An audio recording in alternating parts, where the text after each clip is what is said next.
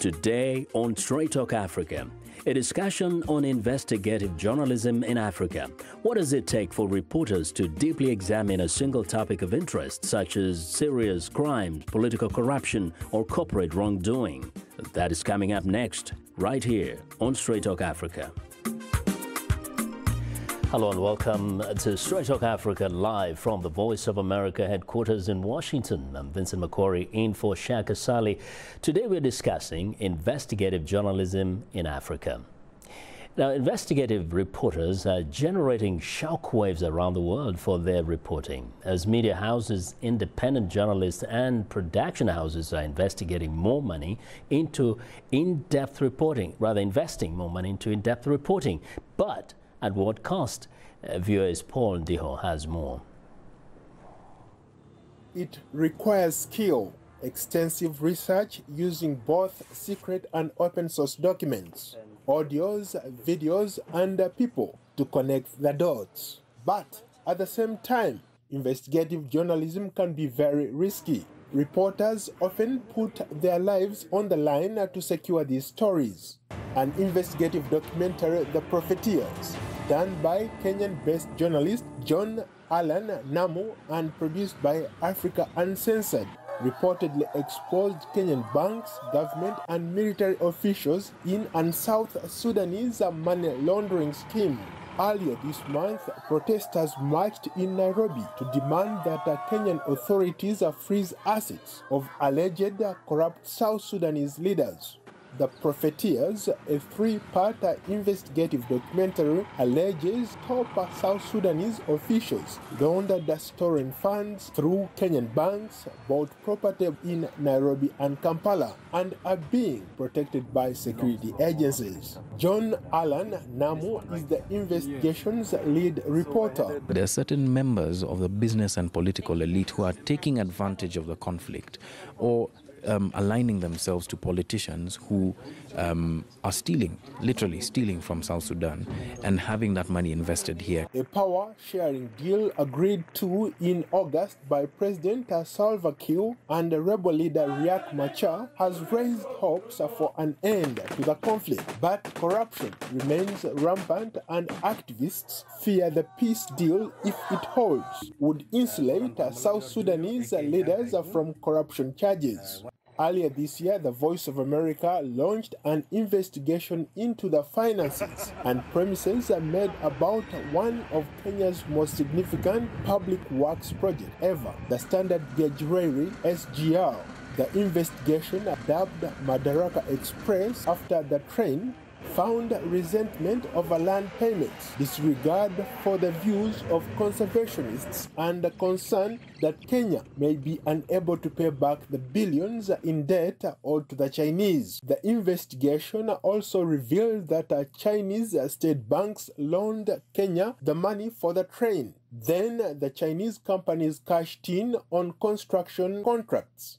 There are also complaints that the Chinese kept the best-paying jobs for themselves and mistreated Kenyans in low-skilled positions. VOA also found out that the Chinese used cheap materials to build concrete and wire fencing to keep animals off the train tracks. The fences are falling. Now all the original fencing is being replaced. The Kenyan government promised jobs for local and compensation for landowners along the route of its new train. But some Kenyans are still waiting for work and money for their land. In the West African nation of Liberia, another lengthy investigative report jointly produced by Time magazine and ProPublica Unprotected focused on the U.S. charity More Than Me that was supposed to rescue and educate orphaned Liberian girls. Instead, one of its co-founders allegedly repeatedly raped and abused multiple girls he was supposed to protect. Macintosh Johnson eventually was charged with assaulting girls as young as 11 years old. His trial ended in a hung jury and he died of AIDS in early 2016. But the investigation exposes how child care leaders failed to prevent Johnson from exploiting the girls despite repeated red flags. Paul Liho, VOA News, Washington. Well, thanks a lot, Paul, for that report. Joining us are our four distinguished guests here in studio. Brian Adeba, Deputy Director of Policy in NAF Project, and Tom Detzel, Investigations Editor, Voice of America. Via Skype from Nairobi, John Allen Namo, Investigative Journalist and CEO, Africa Uncensored. And from our VOA London studio, Finlay Young, an Investigative Journalist. Welcome to you all, gentlemen. Thank you. Thank you. Now, I want to come first to you, John Allen Namo in Nairobi. And I'd like you to kind of tell us briefly what motivated you to want to do this documentary. Well, the short story, of course, is the suffering in South Sudan is something that we've seen echoes of or glimmers of in Kenya, but don't really understand in. Okay, looks like we've lost that Skype connection there. Hope we come back, we get John Allen back. So let's shift a little to, let me come to studio here first. And Brian, the documentary that John Allen Namo did is on South Sudan, but a lot of the material is very similar. A lot of what it says is very similar to a report that you guys did, the NAF project, and also the Century report. Tell us a little bit about what initially led to this kind of investigation by your side. Well, first of all, in our organization, we made the connection a long time ago that there is a nexus between corruption and conflict in South Sudan. That the corruption, that the conflict in the country itself is fueled largely by the corrupt practices of the elite, and therefore that was just the starting point. I think the corruption in South Sudan also has cross-border links, and Kenya and the neighboring countries, especially Uganda, have a stake in what's happening in the sense that the financial sectors in both countries is crucial to actually enabling the corruption that is unfolding in South Sudan. Okay, let's try to get back John Namo, because we were in the middle of making your comment there. Please, if you can continue, pick it up from where you left. You're telling us what really made you want to do this documentary. Yeah, Vincent, essentially the short story to this is that in Kenya we see the glimmers or the, just a few images of the suffering in South Sudan, a state that we as a country had a very important played a very important part in founding. I covered South Sudan's referendum myself, so the linkages there, of course, are very strong. But I think what Kenyans don't understand, and I think what the Century and the Enough Project have been trying to make clear over these years, is that nexus, is that connection, as Brian was talking about just now, is that connection between corruption in South Sudan and corruption and perhaps complicity of organizations that are supposed to operate above board in facilitating that corruption. So that's the short story around why we decided to go into this. But I mean, the examples in terms of the human cost of the South Sudanese war are just too many to name. All right, and we'll expound more on that. But let's go to London, where Finlay Young, an investigative reporter, also participated in the production of this documentary about More Than Me, a really heart-wrenching documentary. When you look at it, looking at these little girls who are supposed to be helped, taken off the street so that they do not become victims of sex predators. Tell us, Finlay, especially how you initially got into this project. Well, this is a story that took place in Liberia. It's a country where I'd lived before. And basically, only some of the information of what had happened to these girls had actually really come out. That was due to the fact the organisation wasn't fully transparent about what had taken place, but also because an Ebola epidemic shortly followed the first reports of rape. So we really started looking into this on the basis of there was a lot of rumours surrounding what had happened about the health status of the man who's alleged to have raped many, many girls. And what we discovered was really a complicated situation and really we asked big questions about accountability for charities, in particular this one, who had really promised to help these girls, and actually, according to our reporting, had really enabled a really bad thing to happen to many of them. Yes. Now, Tom here in studio, the Voice of America embarked on this project also in Kenya, looking at China and Africa and what's going on there. Many media houses around the world seem to be kind of financially a little kind of challenged, and they don't want to invest in investigative journalism. How did Voice of America come to the conclusion that it needs to get into that, and why is it important that media houses like ours should get into investigative reporting even more and more? It's the most important reporting that journalists can do. As Finley pointed out, it comes from a sense of injustice, right? There's a population out there who's been wronged in some way, and the full story hasn't come out. So what investigative journalists do is go in and get the full story, the truth. In other words, we're not just out there holding a microphone in front of people who are having a debate. We're trying to find out what really happened. So we're going deeper, we're using documents, we're using sometimes hidden camera interviews like they did in the Profiteers series. Sometimes we put ourselves in danger. I haven't done that personally, but as you can imagine, after looking at the Profiteers, John was in quite a lot of danger and may still be for what he did, because he was taking on some very powerful people. So what we're trying to do is right injustice, and we're trying to do it with the best tools that we have. And sometimes it's a very dangerous undertaking. Yes.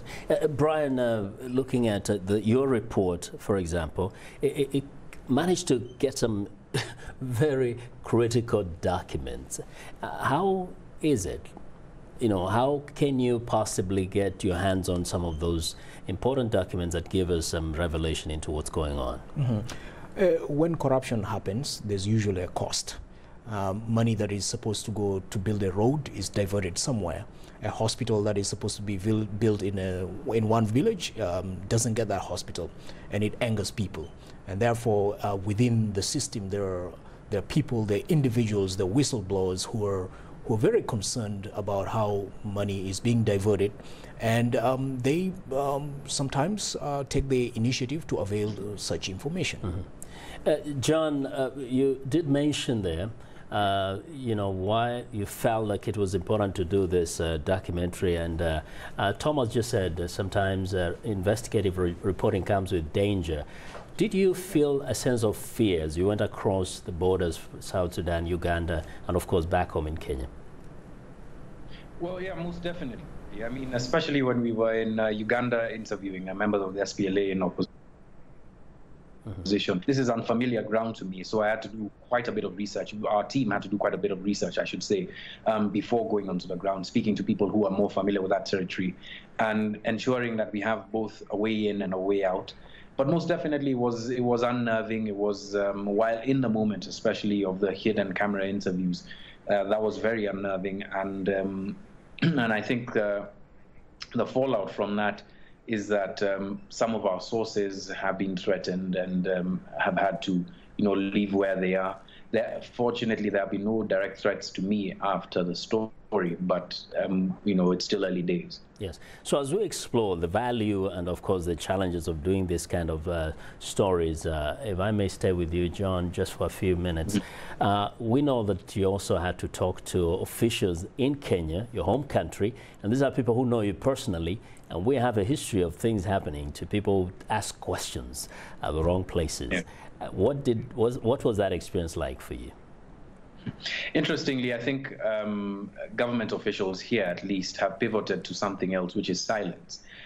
Because I believe, this is my personal belief, it's not borne out by any you know, verifiable facts, just the anecdotes of watching what's been happening, is that whenever a big story breaks and government officials specifically are under pressure to respond, they will offer some kind of a response, but then try and wait it out and ride the wave or the crest of that news cycle until, you know, sort of crashes into another big story, and then let things sort of pit out on by themselves, and people forget. That's what government officials are relying on now. Whereas, although there have been examples where, government officials have, responded quite brutally to allegations leveled against them. In this case, it hasn't happened, but I think the pivot towards silence is one of the more prevalent trends with respect to serious allegations. Yes. And Finlay, what was some of the major challenges you faced trying to unearth the story, the sad tale of these young girls in Liberia? Well, there were a lot of challenges. In particular, the fact that the story had first of all come out in 2014 meant that quite a lot of time had elapsed, although our reporting showed that for many of the girls it may still be a live situation in view of the health status of the man who was alleged to have raped them. But in Liberia, we faced challenges just, first of all, to find sources, but secondly because the charity really was extremely well connected, both within the government elite and also within the charity world. So that's, I think, one of the reasons why the story had never fully come out, that so many people had an interest in the charity's success, not least within the community, West Point, where they were trying to help. This is a very poor community, and this organisation was providing scholarships and school services. So that meant that regardless of what had happened, there was an awful lot of people who had a very strong interest in the school continuing and in the school not receiving too much criticism. So couple that with the struggles for documents in Liberia, for meeting notes, for case files, and yeah, it was a hard story really to get to the bottom of. It took us a long time. The school nurse, in fact, somewhere towards the end says that she felt that just because perhaps there were white people coming to this African country, perhaps that made it easier for some people not to be held responsible for what was going on there, and that she felt slighted. She felt like there was that attitude where people thought these are just stupid people without enough education, and therefore we can get away with things. Well, I think that was a very accurate comment, which is in the documentary, and that really speaks to the crux of this, which is that we were looking into a donor-funded organisation. So while they were helping people on the ground in Liberia, the people who were paying for it were all very far away, essentially. So there was this narrative that was being told about what had happened within the school, and that was in social media and in reports. But then, of course, on the ground in Liberia, there's a reality, and there was a reality that Kathleen Flynn, the photojournalist I was working with, and I really had to dig deep into to discover what had happened. So yeah, I think it's very hard to try and look at accountability with organisations that are trying to do good. Yes, and Tom, we know that in this kind of reporting, many times, of course, you're getting the sources, and sometimes you're kind of secretly filming. But whenever the story comes out, officials mostly, as John said, they pivot to either silence or deny. And many times there's been this issue of no. There's no evidence. You're making up stuff, or that's not exactly what it was. It is. It looks like this, but it's not that.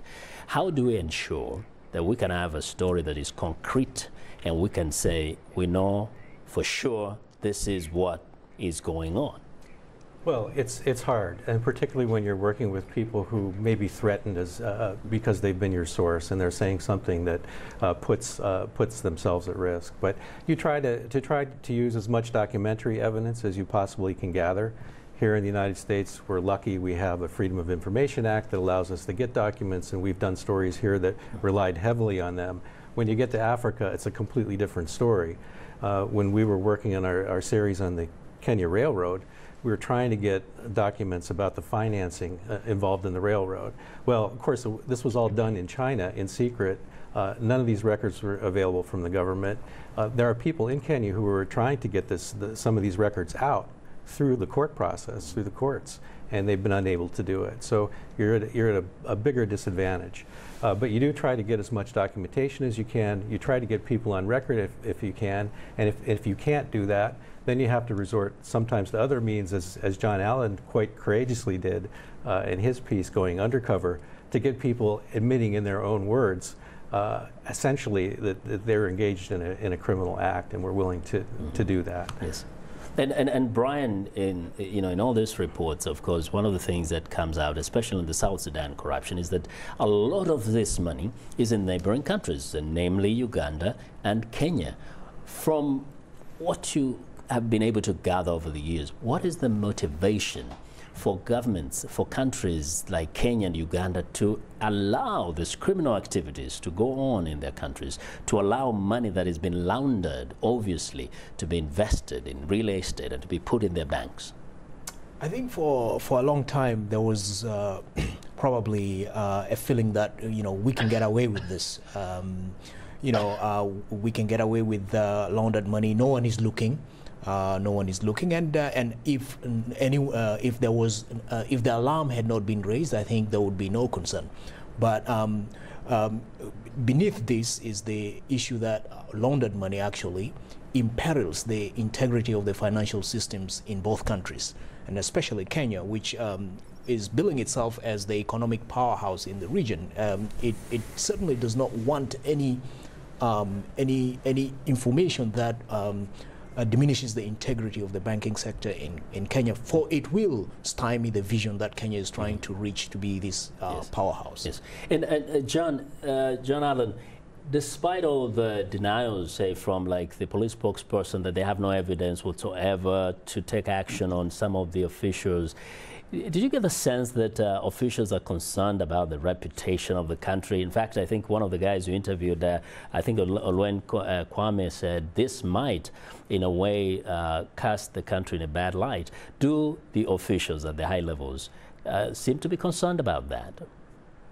Actually, I don't think so. And it's good that you've mentioned Kwame here, because I want to use one of the statements that he made at a recent conference, which I agree with very much, is that African leaders and East African leaders in this respect see threats in a very binary fashion. It's either a militarized, securitized threat, or it's a political threat. So if there are threats that exist that don't fall very neatly into those two categories, then they don't receive the same kind of attention that they ought to, even if the threats are very real, very present, as Brian has explained how black money and money that's been laundered into an economy like this imperils our entire financial system.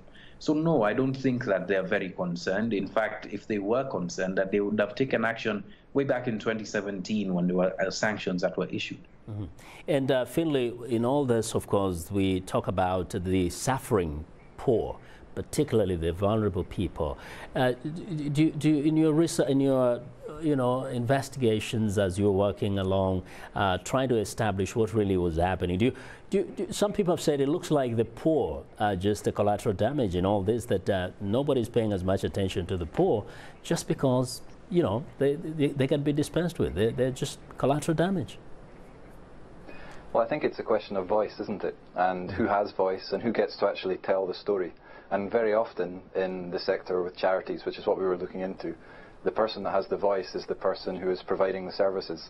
And the person who is receiving the services, very often their voice doesn't really get through unfiltered. So for us to find our sources directly, that was former staff members, that was recipients of the aid involved here who had gone through this sexual exploitation, and really just to talk to them unfettered was really powerful for both the documentary and for the story, because of course it's those people that we were writing the story for, to understand what had really taken place, not to get the version of the story that would come from officials or from the charity itself. Mm-hmm. I'm going to skip you, Tom, just for a second. And Brian, in terms of you look at the millions of South Sudanese outside of the country, and every time we talk to officials in South Sudan, first they're in denial, the rebels or those in the oppositions are in denial, but what we've seen is that both sides are benefiting. Do you at any time hear the government in Khartoum, not Khartoum, in Juba, in any way making any effort to not only stop the corruption, but hopefully to bring back some of the money that has been stashed outside for the sake of the people of South Sudan that are suffering in refugee camps? Nothing of the sort. If anything, the government is not even interested. I mean, to stop corruption, you have to take concrete actions, which is probably one of the ways to go is strengthen legislation. Work according to the stipulations of the Constitution with regard to fighting corruption. In South Sudan right now, the Auditor General's reports on the financial activities of government are not made public contrary to to what the Constitution says. So since 2012, there's been no public audit made available to the public. So the government is not even taking the minimum necessary that is required to arrest corruption in the country. One of the things that you notice is the Anti-Corruption Commission only exists in name. Mm-hmm. It has no teeth. The other way of sort of enabling this corruption is to allow conflicting legislation to exist in the books. For instance, on anti-corruption, there's like two pieces of legislation that are incompatible governing the work of the Anti-Corruption Commission. The other way is basically appointing cronies to head these institutions so that they look away. And so right now, even after it's been 2 years since these reports on corruption in South Sudan have come out, we've not seen the bare minimum taken to sort of arrest the situation. Yeah. And John, when you went around, you went to South Sudan, to Uganda, and you look at the South Sudanese who live in refugee camps, and then you go around the posh areas of Kampala and of course in Nairobi, and you see the kind of homes in which these people live. As a human being, as a person first, how did that impact you? Well, it just showed me how stark the reality is of what the common South Sudanese person goes through at the expense of the elite in their country. And for me, it was also a reflection of what's happening in Uganda and in Kenya as well. We might not have gone to war in Kenya or in Uganda in recent years, but essentially the elite lives ensconced in almost an alternate universe from the reality that everyday people live in. And everyday people are suffering serious consequences to their health, to their well-being, to their psychological well-being. I read a report somewhere, or rather a report was referred to me about South Sudan, talking about post-traumatic stress in almost 50% of the people in that country. And that's an enormous amount of people who are going through a difficult time, whereas the families and the elite themselves are living this completely ridiculously expensive and luxurious life in our own countries. It's completely immoral. And they show off shamelessly.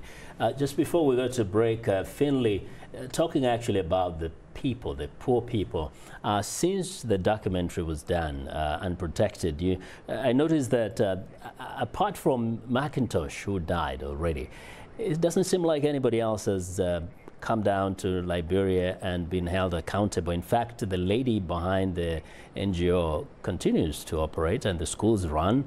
What do you think about that? It things seems to be going on as if nothing happened. Well, I'm not sure that's accurate. I think that immediately when the story came out, there were multiple inquiries announced by the government. The CEO of the organisation has taken a leave of absence while those inquiries go on. The chairman of the board has resigned. So we're really waiting to see what happens when these inquiries come through. There were protests on the streets in Liberia. First of all, really, against the charity and saying that there had been a serious breach of their duty of care here.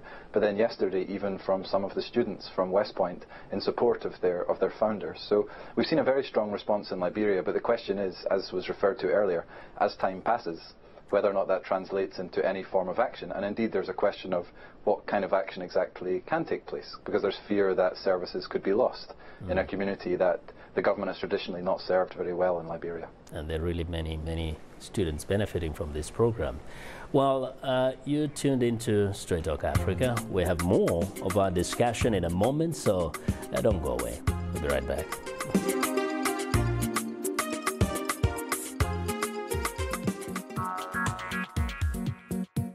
Like Voice of America on Facebook. Follow VOA on Twitter.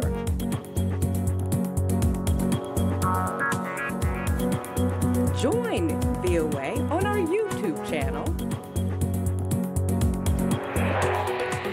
Like, follow, join VOA.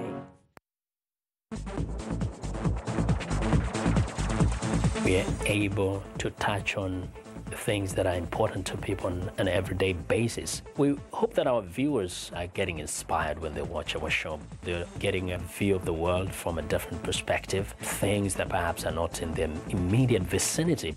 Today, I could put in on the show something that is a little different, a little unique, and this gives me that, inspiration to come to work. Well, a reminder that we appreciate all of the audience feedback. Straight Talk Africa streams live every Wednesday on Facebook, and you can also watch us live on your mobile device. Just download the VOA mobile app. Now let's look at what's on tap for next week's program.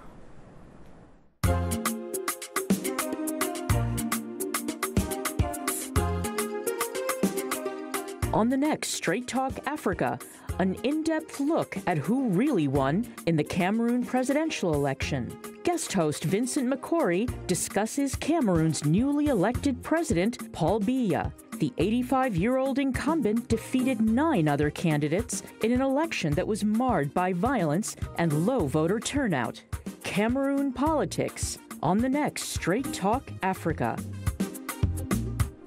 But today we are talking about investigative journalism in Africa. Our guests are Brian Adeba, Deputy Director of Policy in NAF Project, and Tom Dithal, Investigations Editor, Voice of America, John Allen Namo, Investigative Journalist and CEO, Africa Uncensored, and Finley Young, an Investigative Journalist. Now, Tom, of course, we saw some reactions on the streets of Nairobi after the documentary on South Sudan came out, and also the one on Liberia, Unprotected. There have been protests, there have been action, actually, statements from government ministers. So does this attest to the fact that, in fact, investigative journalism does help to hold people accountable, even if perhaps we may not succeed in doing it entirely, but there is a way in which it awakens people's sense of justice, and of course, they get a voice. I believe there is. I hope there is. That's why we're trying to do this, is to have an impact in the end. But I mean, I think it's harder to move a government in Juba or in Nairobi than it is to move a story like the one that Finley did, which had such an incredible impact right away. I mean, I think it was actually pretty phenomenal that the CEO stepped down and that the government announced that they would be investigating immediately. I do think that in this case there's some risk of a trade-off, but I think the lesson there is that people do care about these things, and investigative journalism can bring it to their attention and can have a big impact. Yeah. Now, when you're trying to push corruption in a place like Kenya, where it's really a multi-layered, complex thing, and it's easier for the governments to hide behind silence or hide behind some superficial investigation into what you've done. It's much more difficult. Mm-hmm. Brian, some people have suggested that perhaps if South Sudanese leaders were forced to live in their own country or made to transfer their families from Kampala, from Nairobi and elsewhere, perhaps they would see things differently. They would do things a bit differently. Do you think that would work? It will take more than that. It will take deep and profound structural reforms in the system in South Sudan. You know, we always have to remember this. In South Sudan, corruption is intrinsic. It is the system. It's not anything else. And therefore, to get rid of it, it calls for profound reforms in the system, in the legislation, in a complete 360-degree change in the mindset of the people, of the elite in South Sudan. But that's just one part of it. The other part of it is really for the international community with regard to South Sudan to play their role in holding the leaders in that country accountable for their actions. And in that sense, there's been the suggestion, of course, of financial pressures that will limit or inhibit their access to their funds, sanctions, and all that. Those have to continue. There is a cost war, which is global. The international community at the moment is feeding millions of South Sudanese. That money could be utilized somewhere else. And unless we get to the root cause of conflict in South Sudan, I'm sorry to say that this will continue. So the international community has a role to play and in ensuring that corruption is stymied in South Sudan. Yes. And John, did you also, do the people you met, especially in the refugee camps in other places in Kenya, especially those who are not benefiting from this corruption, get the sense that corruption actually does, in a way, contribute to the lack of peace there, and that perhaps without the end of that level of corruption, it might be impossible to get peace in South Sudan? Most definitely. I think what happens in wars like these is refugees and people who are impacted by the war become storytelling devices rather than people who actually have opinions about what's going on in their country. And all of the people that I spoke to in refugee camps and in Kampala and in Nairobi have a very clear view of the impact of corruption and the impact of power politics on their own personal situations. They see a direct link, a direct correlation between the wars being fought between both sides or the multiple sides in South Sudan, as well as the role that Kenya, Uganda, to an extent, as well as Sudan and Ethiopia to another extent, are playing in ensuring that this war doesn't come to an end. So, in fact, those opinions, those views are in large part what shaped the direction that my documentary took. Mm-hmm. And Finlay, if I may just pick up from what I'd asked you earlier, I meant to say at the end of your documentary there was an indication somewhere there that even after questioning all these officials, even board members, it seemed like they wanted to brush that aside and just continue pushing forward with helping these kids, as if it was just more important to continue helping the poor at the expense of some being exploited. What did it take, kind of for you to get some reaction from them? Well, the charity's response to our reporting was really strong and in some ways quite strange. When we first started looking into the story, it was hard to get them to go onto the record. Then they attacked us as reporters and accused us of inducing our interviewees. And then finally, when we went on the record, they really wouldn't accept in any way that they were responsible for what had happened to children in their care and even in their own school. And that continued really right up until we published. And then as soon as we published, there was a change, and immediately on their website there was a statement that said they were deeply, profoundly sorry. They admitted that they had failed the girls in their care. And they also said, which I think was a great step to take, that they were going to implement an HIV testing process privately within the school. But that took, really a year of our reporting before any responsibility was accepted. So yeah, I think really there were hard questions about accountability and responsibility here, and even now it's not clear whether or not the organisation truly feels that it has a responsibility for what happened to those children in their care. In fact, do you think without your kind of reporting, anything would have happened? Any action would have been taken, even by those who are privy to what was going on in that school? I think that so much time had passed, and that it took so much time to actually delve in and to get this story. No, I don't think something would have happened. I mean, it's important to say that the organisation did take steps to help the 10 girls who testified against their former employee in court. But our question was really about this wider number, because charity documents and police documents suggested that many more girls may have been his victims. And the fact that he had died with AIDS had never been made clear. So no, I don't think that if we hadn't looked into it there would have been any attention on this story, because time had passed. Although there is amazing journalism now going on the ground in Liberia, really following up on the story. But yeah, there wouldn't be any, I don't think. Mm-hmm. Now, Tom, you've looked at those documentaries, you've looked at our VOA documentary. Most people would say, how many of this can be produced by anybody, by any media house? Is it worth it? Can any organization, any media house or individual really manage to do such kind of reports periodically or regularly? Well, they take a lot of money, they take a lot of time, they take a lot of effort. And I think it's one reason that you see organizations today sort of following the tradition that I think ProPublica created maybe 8 years ago, 10 years ago when they launched, to try to collaborate with other organizations where you can pool your resources share your information, you know, do something bigger than you could do separately by yourselves. And I think that the trend in investigative journalism is to see more of these collaborations. You only need to look at the International Consortium of Investigative Journalists and the Panama Papers you know, project that they did that won the Pulitzer Prize, where they worked with news organizations around the globe on that and actually held really important, confidential, secret information to themselves during the full year that they worked on the reporting without any of it leaking out. It was really remarkable. And through that collaboration, they were able to tell a story that no one else ever could tell about the way money is hidden, about the way that government officials take advantage of the secrecy. Mm-hmm.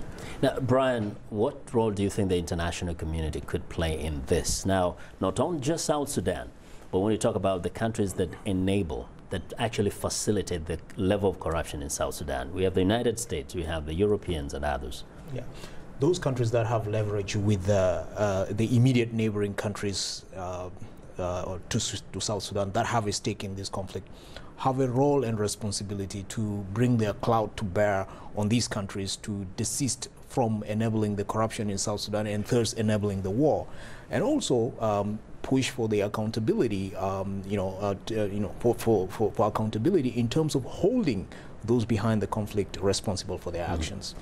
Now, John Allen, you know, South Sudanese officials are not the only ones who have homes and investments in Kenya. We have seen this, of course, with the Somalis, and we've had that even sometimes money from piracy has been invested in real estate.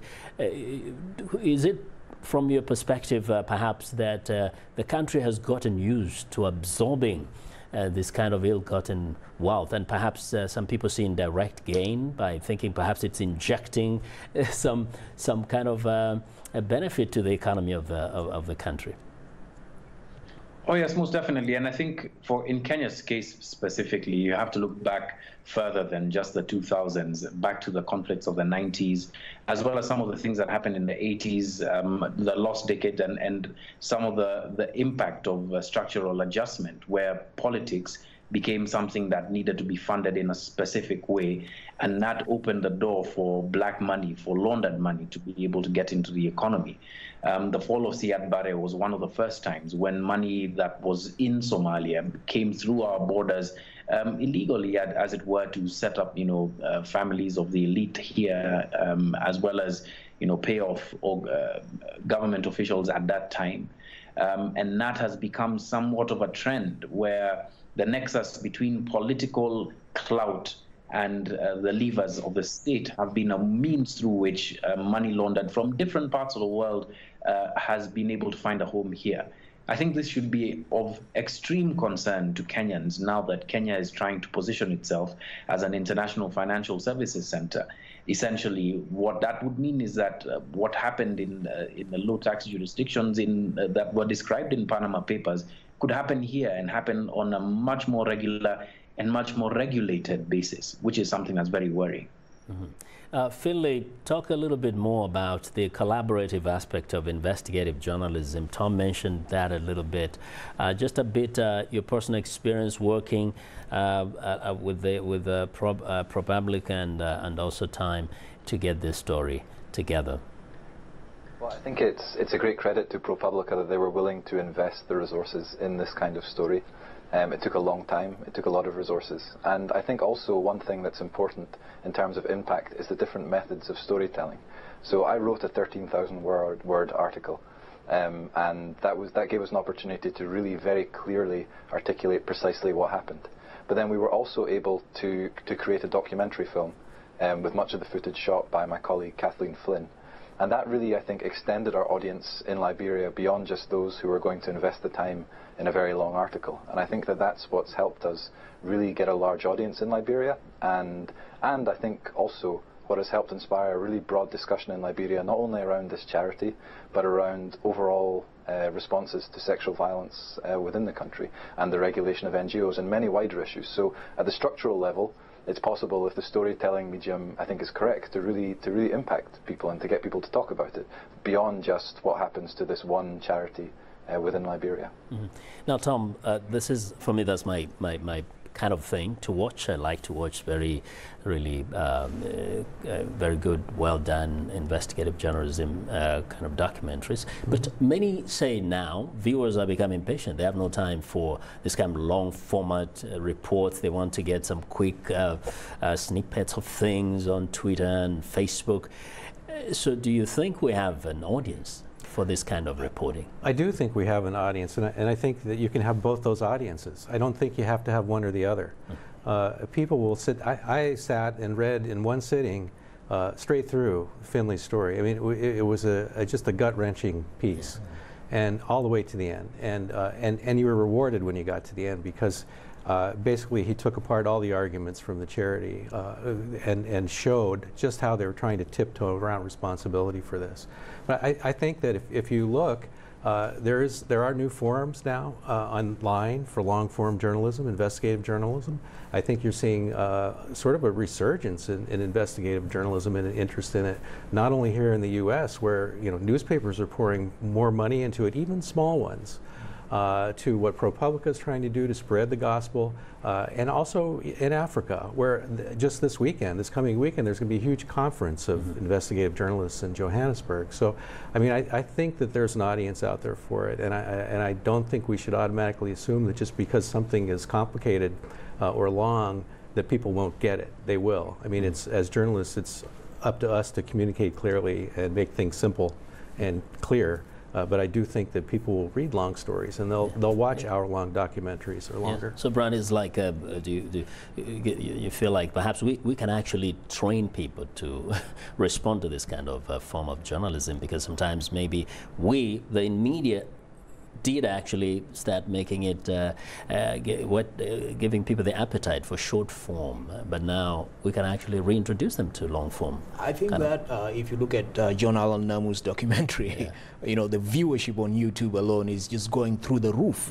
And that shows you that when a story is well told and it's compelling, people are willing to invest the time to sit through and watch it. And so I think there's space for that. Yes. And John Allen, talking about your documentary, man, I watched it through, but I did it like 2 times, all the parts. Did you think, first, as you're working through it, that it will have a kind of impact, and that you come out with that kind of a product at the end?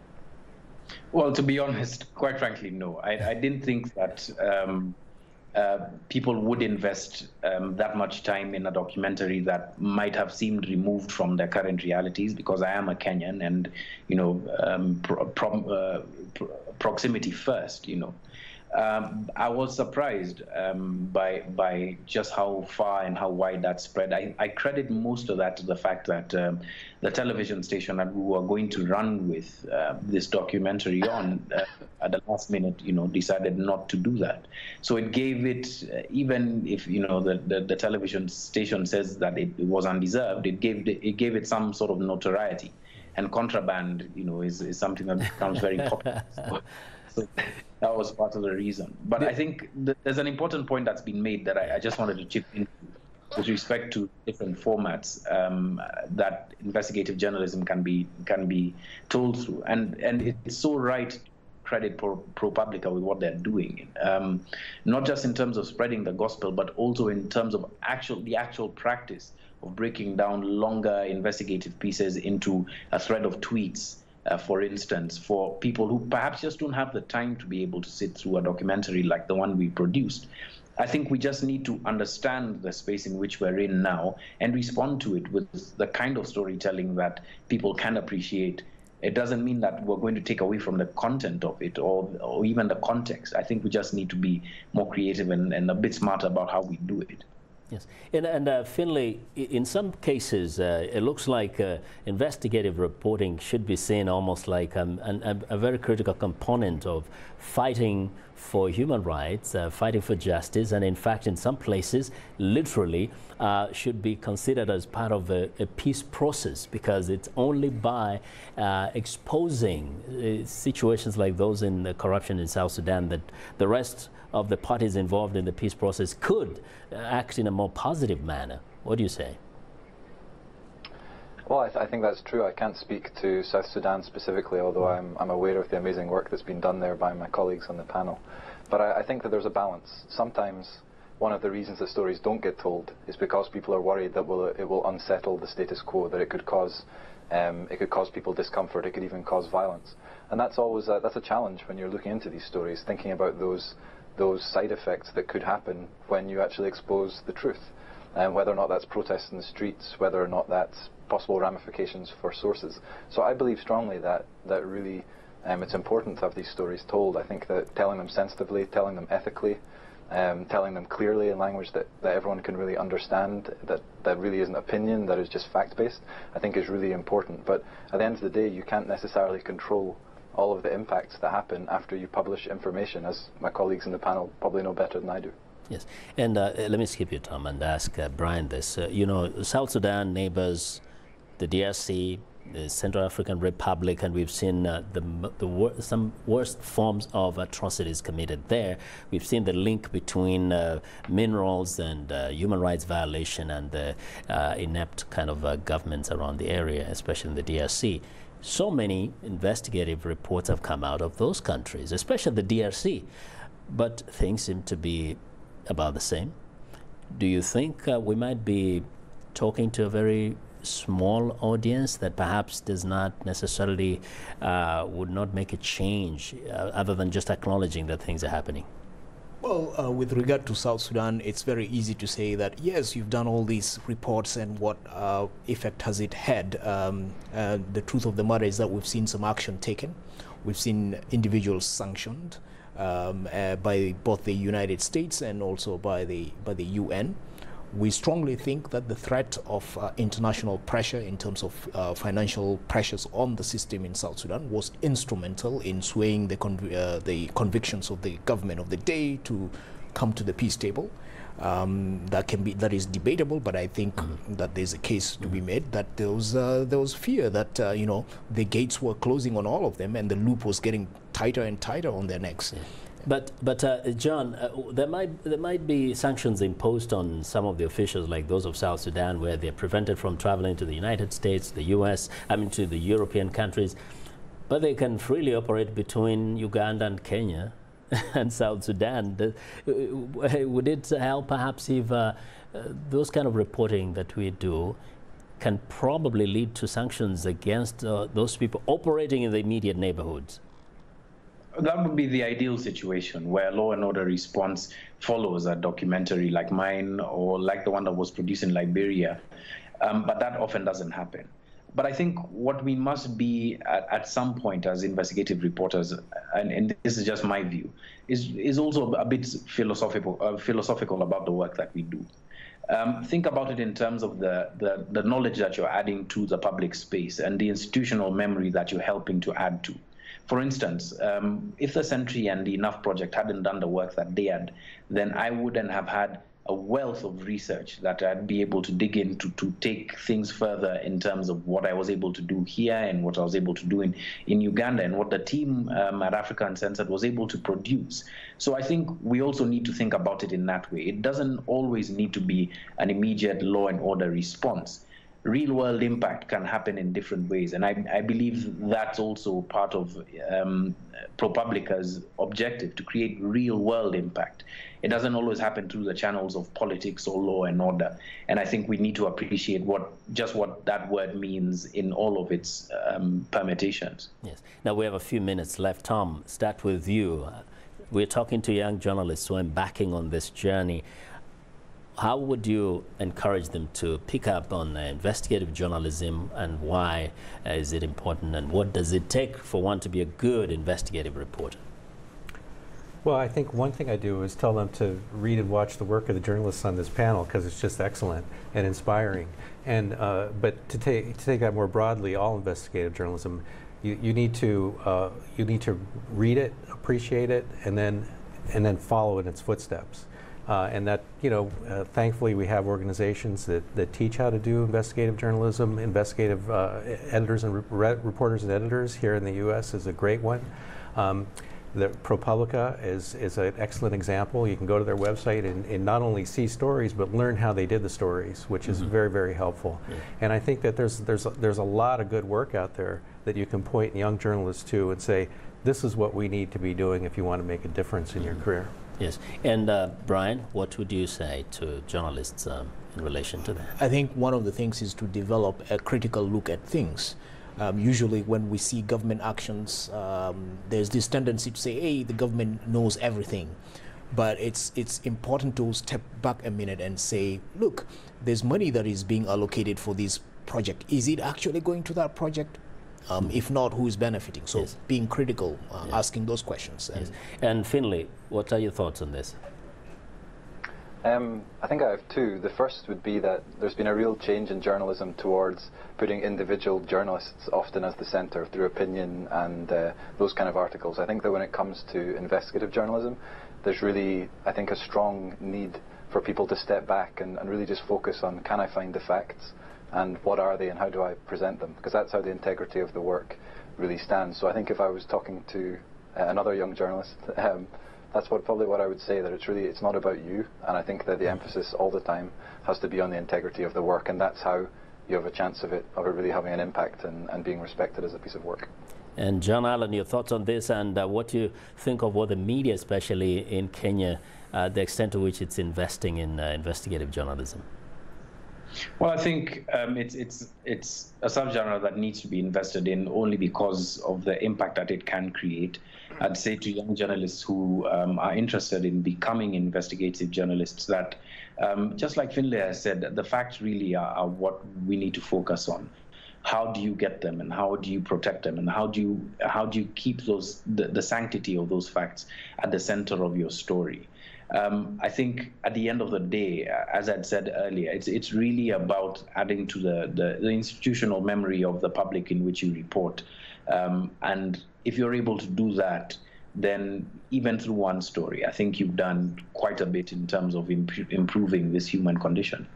And the fact is that the journalists can also engage in other kind of a form of investigative journalism, reporting, even if it's at the local level. I mean, it doesn't have to be this big report that straddles 4 or 5 countries, right? That's true. That's absolutely true. Community-based reporting is some of the most important and most impactful reporting.